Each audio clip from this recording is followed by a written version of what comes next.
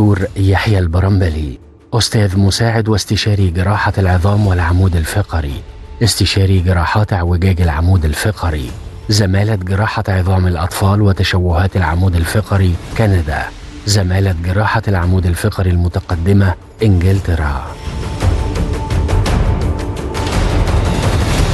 طيب أنا عايز أروح في تغيرات بتحصل في المرضى دول نفسية واجتماعية.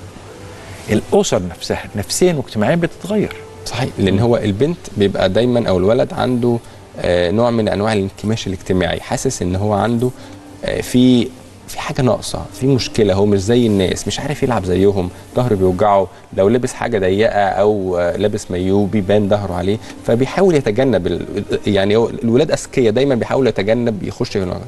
فمجرد إن أنت صلحت له المشكلة دي بيرجع بقى يبقى ينفتح على الحياه، لان هو بطبيعته يعني هو رجع اللي هو كان نفسه فيه. كان عندي بنت اسمها نوران، بعد ما عملت العمليه بكام شهر مامتها كل شويه تبعت لي فيديو ليها بتتكرم، فيديو ليها طالعه بتعمل مسرحيه في المدرسه. بتقول لي هي ما كانتش بتعمل كل الكلام ده قبل كده، يعني هي البنت تصرفاتها في المدرسه بقت واحده تانية لمجرد ان هي حست ان هي زيها زي زمايلها، تلعب معاها، ما حدش هيقول لها هو انت شكلك ظهر كده ليه، ما بتتعبش لما بتتحرك.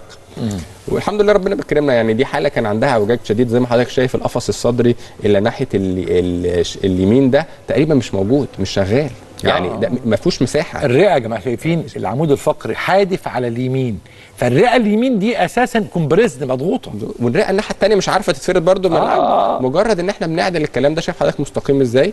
فيعني ده بيفرق الرئه، يعني بتحس ان رجعوا يتنفسوا تاني، غير ان احنا عاده بيطولوا في العمليه دي حوالي 3 4 سم مطرح الفرده، لان العمود الفقري لما بيبقى كده بيبقى كل حاجه مضغوطه فبنتفرده، فتلاقي الشكل اختلف تماما، غير الوظيفه. وده الاهم، ان الوظيفه الوظائف في الجسم والحركيه والتنفسيه تختلف تماما، وده دايما اللي احنا بنركز عليه، ان احنا محتاجين نرجع.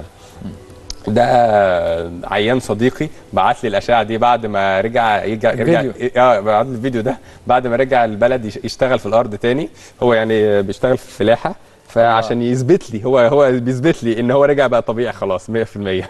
يعني هو اساسا يعني سعادته، شوفوا بصوا يا جماعه بالنسبه له ده هو رجع تاني بنفيشيال. اصل النوعيه الجميله دي من البشر اللي ربنا كتر من امثالهم، هم دول الرجاله اللي يبنوا بلد، هم دول الشباب اللي بيبنوا بلد. الراجل عايز يرجع فايق بيفيد اسرته وبلده، يعني هو ده يعني بيشتغل شغلانه ليها معنى، شغلانه بتبني بلد، مش شغلانات اللي احنا بنسمع عنها اليومين دول اللي هي ما بتبنيش حاجه، دي اللي هي اخرها تبني بتاع ضمنه كده يتضرب. والله بكلمك جد، لما بشوف حاجه زي دي الواحد بيبقى حاجه يعني رائعه. وده كان حاجه 30 سنه يعني وما زال كان عنده مشكله شديده، اعوجاج في عمود فقري مش قادر يخليه يقف كتير عشان الالم، والحمد لله ربنا كرم. بقى ده انت قلت حاجه مهمه قوي، يعني اذا ممكن تعمل تصليح لاعوجاج في العمود الفقري في سن متقدم شويه. هنعمل حلقه كامله عن الموضوع ده، حلقه كامله العنوان لا ده انا دي الدعوه يبقى اذا الاسبوع الجاي تجي لنا. ماشي اتفقنا. معلش هتعبك. اعوجاج في العمود الفقري في الكبار، الدعوه مفتوحه